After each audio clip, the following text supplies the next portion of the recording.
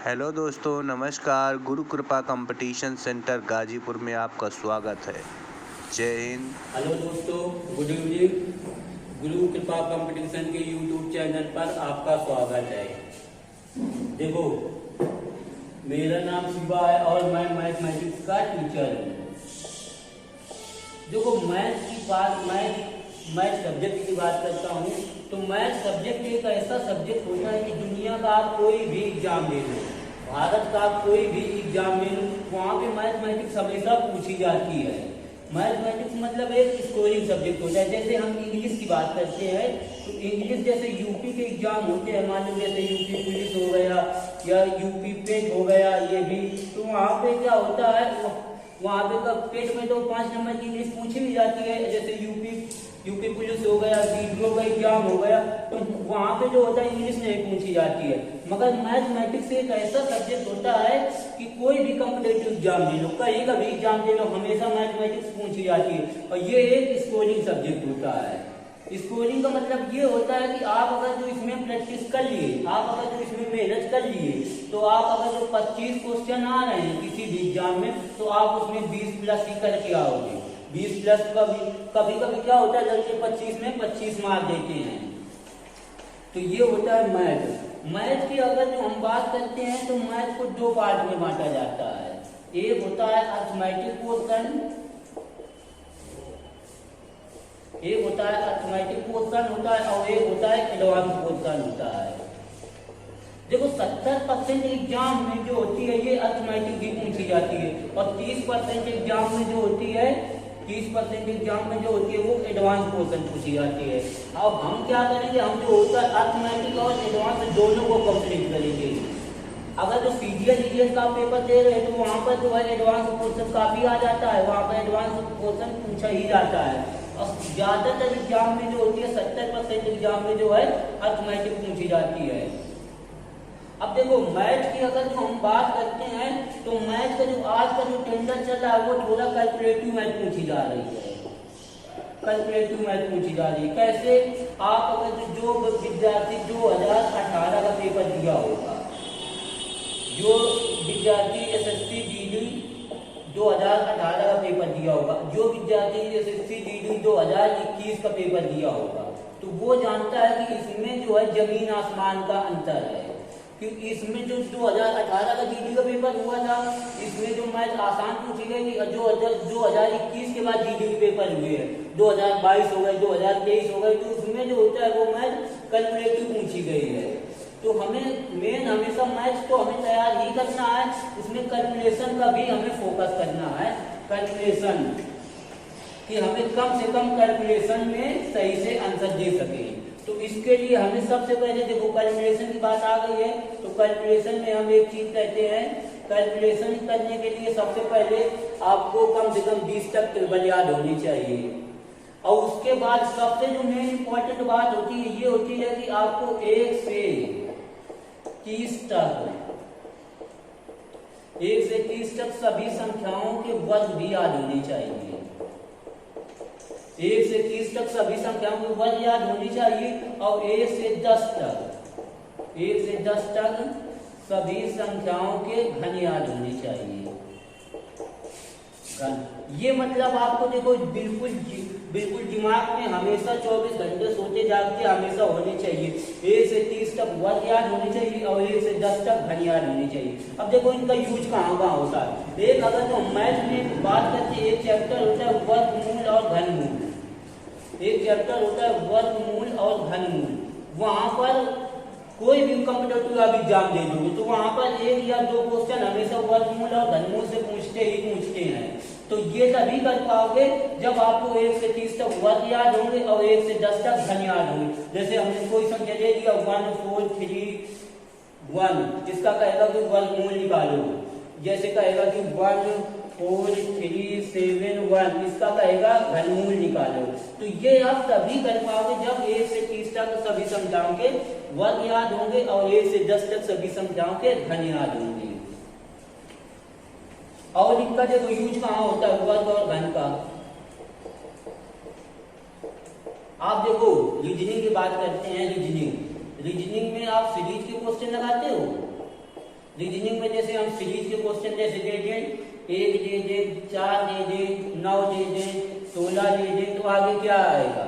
तो देखो ये अगर इसको गौर किया जाए तो ये लिखा हुआ 1 का स्क्वायर, ये लिखा हुआ 2 का स्क्वायर लिखा हुआ, ये लिखा हुआ 3 का स्क्वायर लिखा हुआ, ये 4 का स्क्वायर लिखा हुआ, तो आगे क्या आ जाएगी? 5 का स्क्वायर आ जाएगी, यानी 25 आ जाएगा, यानी हमारा आंसर कितना हो जाएगा?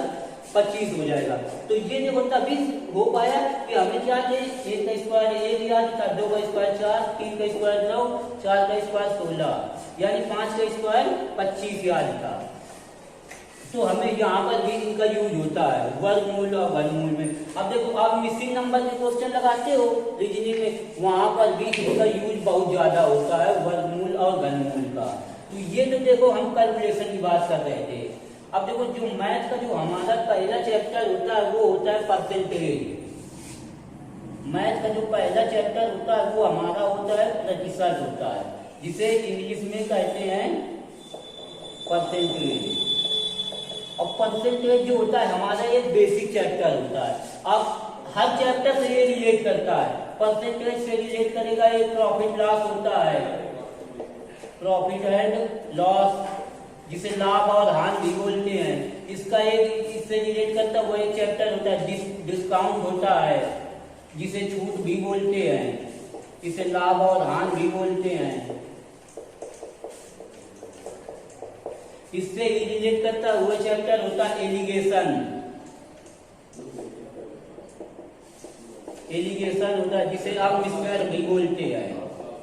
इससे रिलेट करता हुआ चैप्टर होता है साधारण ब्याज, जिसे सिंपल इंटरेस्ट भी कहते हैं, सिंपल इंटरेस्ट भी कहते हैं।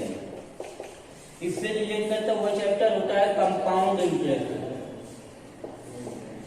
कंपाउंड इंटरेस्ट, जिसे चक्रवृद्धि ब्याज भी कहते हैं। तो ये देखो कुछ 4-5 चैप्टर तो वैसे भी रिलेट होते हैं जिनका यूज परसेंटेज का होता है, और वैसे परसेंटेज का यूज होता है वो पूरी मैथमेटिक्स में होता है। तो हम सबसे पहले क्या करेंगे? परसेंटेज को देखेंगे। देखो परसेंटेज का मतलब होता क्या है? परसेंटेज का मतलब होता है प्रतिशत, यानी परसेंटेज का मतलब होता है प्रतिशत होता है। देखो हर चीज जो होती है अपने आप में 100% होती है। कोई भी चीज, जैसे हम अगर जो क्लास लेते हैं ऑफलाइन भी बच्चों की क्लास लेते हैं, ऑनलाइन भी क्लास ले रहे हैं, तो ऑफलाइन का मतलब होता है कि हम जो बच्चों को समझाते हैं वो हमेशा 100% ही समझाते हैं। और आपका भी काम होता है कि जो चीज हम समझा रहे हैं वो भी आप 100% ही समझो। तो यही होता है परसेंटेज का मतलब। परसेंटेज का मतलब होता है हर चीज अपने आप में 100% होती है। अब देखो इस परसेंटेज में भी कुछ वैल्यू होती है जो आपको याद रखनी है, तो वो देखो वैल्यू लिख रहे हैं। जैसे सबसे पहली होती है 25%। 25% की जो फ्रैक्शन वैल्यू होती है वो 1/4 होती है। जैसे फिर लिख रहे हैं 20%, 20% की फ्रैक्शन वैल्यू होती है 1/5 होती है। जैसे 33 सही 1/3%, इसकी जो फ्रैक्शन वैल्यू होती है वो 1/3 होती है। जैसे 66 सही 2/3%, 66 सही 2/3% की वैल्यू होती है 2/3 होती है। ये देखो कुछ वैल्यू होती हैं, और ये याद करने के लिए क्यों कह रहा है? क्योंकि हमें कैलकुलेशन पे काम करना है, हमें सही कम कैलकुलेशन हो और हमें सही से आंसर मिल जाए। और जैसे कुछ वैल्यू होती है, जैसे 57 सही 1/60%, इसकी वैल्यू जो होती है वो 1/60 होती है। 14 सही 2/60% होता है, इसकी वैल्यू जो होती है 14 सही 2/60% की वैल्यू जो होती है वो होती है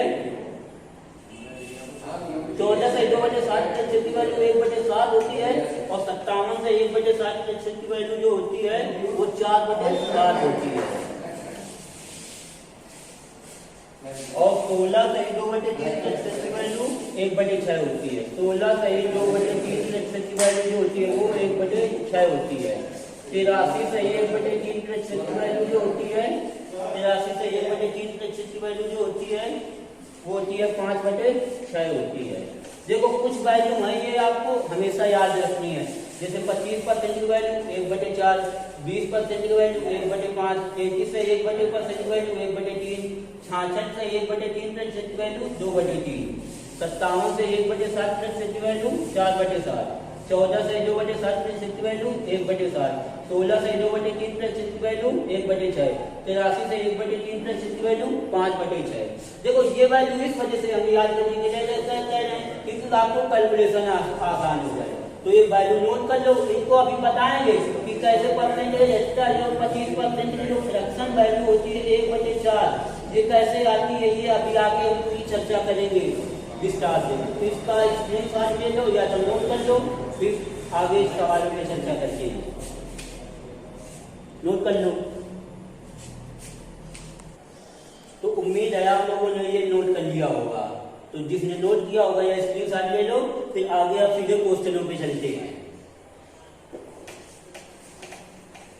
देखो हर सवाल के दो तरीके बताएंगे, एक बेसिक बताएंगे और एक शॉर्टकट बताएंगे कि कैसे एग्जाम में आपको करना है।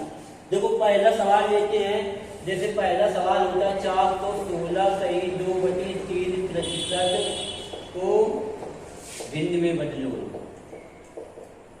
भिन्न में बदलो। एग्जाम में आया हुआ प्रश्न है, कोई यहाँ पे सिंगल क्वेश्चन ऐसा नहीं होगा जो फर्जी का होगा, सारे क्वेश्चन एग्जाम में आए हुए प्रश्न ही कराएंगे। अब देखो ये सवाल हमारे सामने है 416 से 2/3% को भिन्न में बदलना। तो देखो तरीका नंबर 1 क्वेश्चन है हमारा 416 से 2/3%। देखो इसे क्या लिख सकते हैं 400% प्लस 16 सही 2/3% लिख सकते हैं कि नहीं लिख सकते। और हमेशा याद रखना जब भी परसेंटेज हटेगा तो नीचे हमेशा 100 आ जाएगा, यानी ये हो जाएगा 400/100 हो जाएगा प्लस। अब इसको देखो ये सही बटे में है तो इसको 60 बटा लिया जाएगा, तो 16 × 48 इसका मल्टीप्लाई होता है, जो ऊपर होता है उसको ऐड कर दिया जाता है, यानी 16 × 48 और 48 दो कितना हो जाएगा 50, यानी 50/3 और परसेंटेज हटेगा नीचे 100 आ जाएगा। अब देखो यहाँ से दो जीरो कैंसिल हो जाएंगे, 50 × 50 50 दूना 100, यानी ये हो जाएगा 4 प्लस 1 3 दूना कितना हो जाएगा 6 हो जाएगा, यानी इसे लिख सकते हैं 4 सही 1/6, यही हमारा फाइनल आंसर आ जाएगा। देखो 416 प्लस 416 से 2/3 था, उसे ब्रैकेट किया 400% प्लस 16 से 2/3%, परसेंटेज हटाया नीचे 100 लगा दिया है, और इसको 16 × 48 2 50/3 परसेंटेज हटाया 100 लगा दिया है, 2 50 दूना 100, 2 जीरो से 2 जीरो कैंसिल, यानी 4 प्लस 1/6, यानी आंसर हमारा आ गया 4 सही 1/100, 4 सही 1/6। ये बेसिक तरीका होता है, ये मेथड नंबर 1 है, इसको नोट कर लो।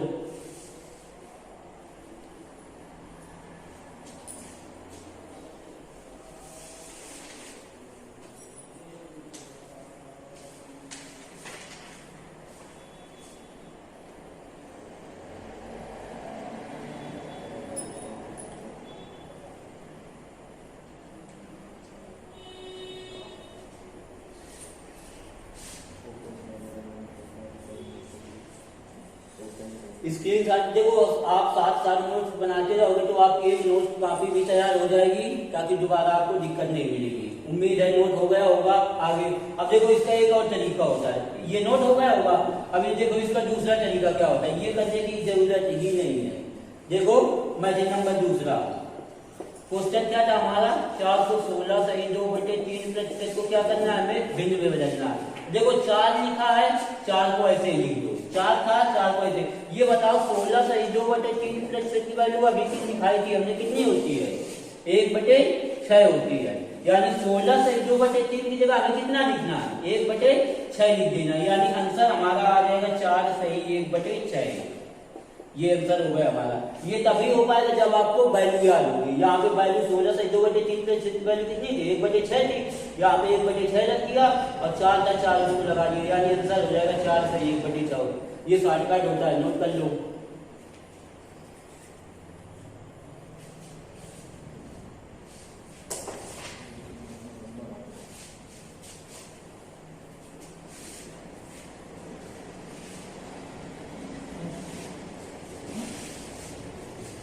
तो उम्मीद है नोट हो गया होगा। अब देखो दूसरा सवाल लेते हैं, साथ नोट बनाते भी है ना। अब देखो दूसरा सवाल क्वेश्चन ये लिखा हुआ है 883 सही 1/3%। क्वेश्चन है 883 सही 1/3% को भिन्न में बदलो, भिन्न में बदलो। अब देखो सबसे पहले वही दो सवालों में हम बेसिक तरीका बताएंगे। सबसे पहले वही बेसिक तरीका देख लो। सवाल क्या है? 883 सही 1/3%। यहाँ पे अगर इसको हम ब्रेक करेंगे तो क्या लिख सकते हैं? 800% प्लस 83 सही 1/3%। लिख सकते हैं कि नहीं लिख सकते? यानी 883 से 1/3%। अब देखो परसेंटेज रहता है तो नीचे क्या आ जाता है? 100 आ जाता है। यानी ये हो जाएगा 800/100 हो जाएगा प्लस। अब इसको जब सॉल्व किया जाएगा तो कितना हो जाएगा? 8 × 24, 3 × 9, 3 × 9, 8 × 24 यानी 249 और एक ऐड हो जाएगा तो ये हो जाएगा 250/3। परसेंटेज के लिए मल्टीप्लाई नीचे 100 आ जाएगा। अब देखो यहाँ से 2 जीरो से 2 जीरो कैंसिल हो जाएंगे। इससे अगर जो ये 0 से 0 कैंसिल हो जाए, 5 से काटो 25, 5 × 10 यानी ये आ जाएगा 8 प्लस 5/3 कितना हो जाएगा? 6 हो जाएगा। यानी आंसर जो हमारा आ जाएगा 8 सही 5/6। यही हमारा आंसर आ जाएगा। ये बेसिक तरीका होता है, नोट कर लो इसको।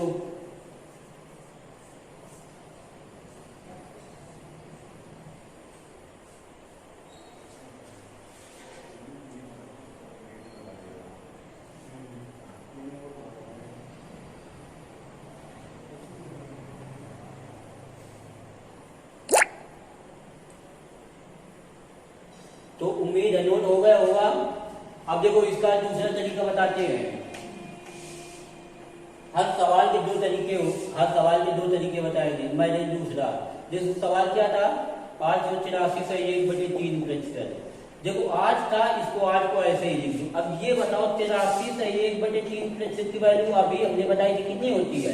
5/6 होती है। यानी यहाँ पे 83 से 1/3% की जगह हमें कितना लिखना है? 5/6 लिखना है। तो यहाँ पे ये 5/6 लिख दो तो यही हमारा एक लाइन में आंसर आ जाएगा। यानी 8 सही 5/6। नोट कर लो इसको भी।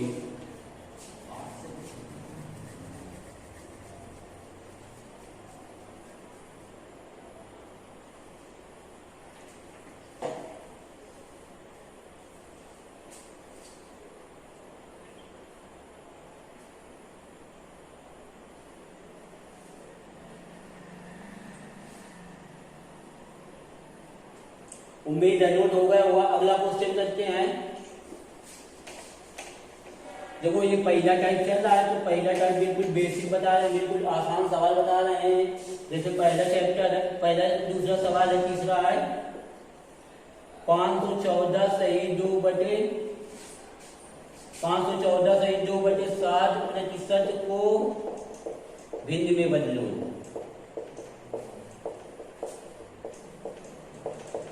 अब देखो हम क्या कर चुके हैं? 2 सवालों में बेसिक बता चुके हैं। अब इसको देखो हम डायरेक्ट करेंगे। सवाल क्या था? 514 सही 2/7% था। अब ये बताओ 14 सही 2/7% की वैल्यू अभी पीछे हमने लिखाई थी कितनी होती है? 1/7 होती है। तो यहाँ पे 5 लिखा हुआ है तो 5 को ऐसे लिख दो। 14 सही 2/7 की जगह हम कितना लिख सकते हैं?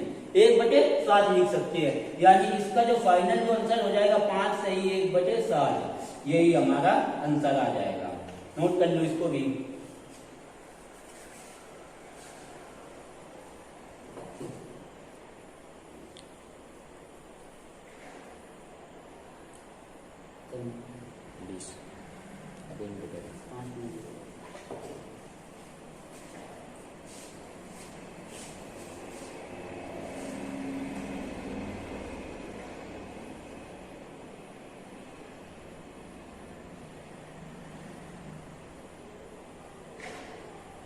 उम्मीद है नोट हो गया होगा। अगला क्वेश्चन करते हैं।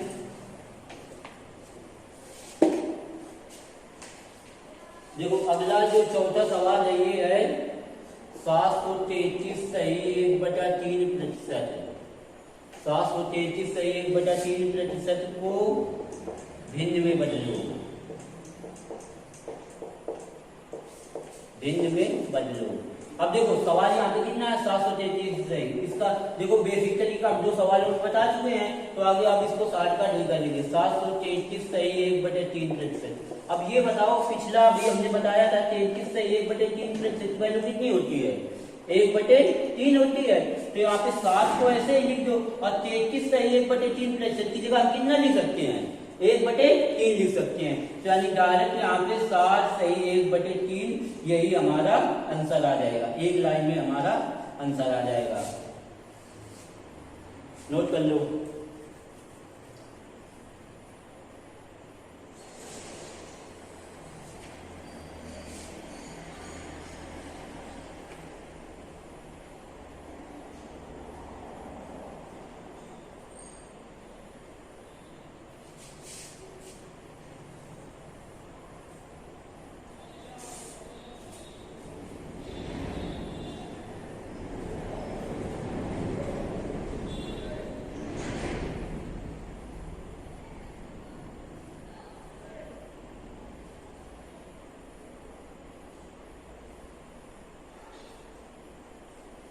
उम्मीद है नोट हो गया होगा। अगले क्वेश्चन पे चलते हैं। देखो लास्ट क्वेश्चन है इस टाइप का। जैसे 5वां क्वेश्चन है, जैसे लिखा हुआ 212.5% को भिन्न में बदलो।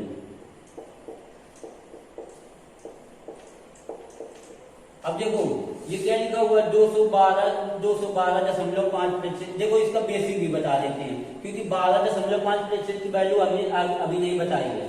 तो इसे लिख सकते 212.5%। इसको ब्रेक करेंगे तो इसे क्या लिख सकते हैं? 200% लिख सकते हैं प्लस 12.5% लिख सकते हैं। लिख सकते हैं कि नहीं लिख सकते? लिख सकते हैं। अब ये बताओ अगर जो ये 12.5% लिखा हुआ है, ये लिखा हुआ 12 सही 1/2 लिखा हुआ है। ये 12.5% लिखा हुआ है, ये 12 सही 1/2 लिखा हुआ है। ये एक दोनों एक ही चीज लिखी हुई है। तो यानी इसे लिख सकते हैं 200% प्लस 12 सही 1/2%। अब देखो परसेंटेज हटता है तो क्या होता है? 0 आ जाता है। यानी 200/100 आ जाएगा प्लस। अब देखो इसको सॉल्व कर लो। 12 दूना 24 और 24 से कितना हो जाएगा? 25। 25/2 इंटू परसेंटेज के लिए क्या हो जाएगा? 100 हो जाएगा। 2 0 से 2 0 कैंसिल हो जाएंगे। 25 के 25, 25 चौको 100। यानी ये हो जाएगा 2 प्लस कितना हो जाएगा? 4 दूना 8 यानी 1/8। यानी इसका जो आंसर आएगा 2 सही 1/8 ये हमारा आंसर आ जाएगा। ये इसका बेसिक तरीका है।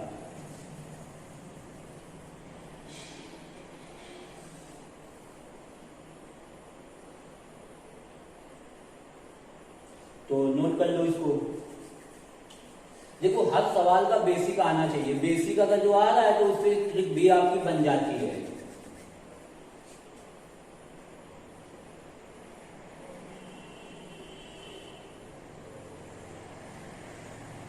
नोट हो गया। अब देखो इसका दूसरा तरीका क्या था।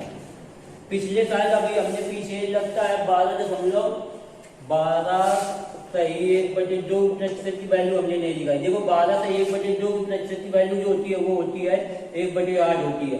इसे 12.5% भी लिख सकते हैं। इसकी वैल्यू यानी कितनी होती है? 1/8 होती है। अब देखो दूसरा तरीका क्या है? 212.5% लिखा हुआ है तो 2 को ऐसे ही लिख दो। और ये बताओ 12.5% की जगह कितना लिख सकते हैं? 1/8 लिख सकते हैं। तो यहाँ पे डायरेक्ट 1/8 उठा के रख दो। यानी आंसर जो हो जाएगा वो हमारा हो जाएगा 2 सही 1/8। यही हमारा फाइनल आंसर हो जाएगा। नोट कर लो इसको भी।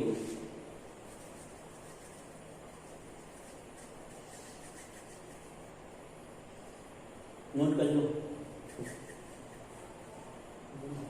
देखो उम्मीद है आज की क्लास जो है समझ में आई होगी। पहला टाइप था, पहला टाइप जो है कंप्लीट हुआ है। अब आज की शुरुआती क्लास है, इस वजह से आज हम कम समझ ले पाए हैं कि ऑफलाइन भी हमारी क्लासें रहती हैं, इस वजह से समय नहीं मिल पाता है। तो बच्चों की डिमांड थी कि सर जी ऑनलाइन स्टार्ट करो, तो इस वजह से हमने ऑनलाइन स्टार्ट किया है। तो प्लीज चैनल को शेयर करो और सब्सक्राइब करो। Okay, good night.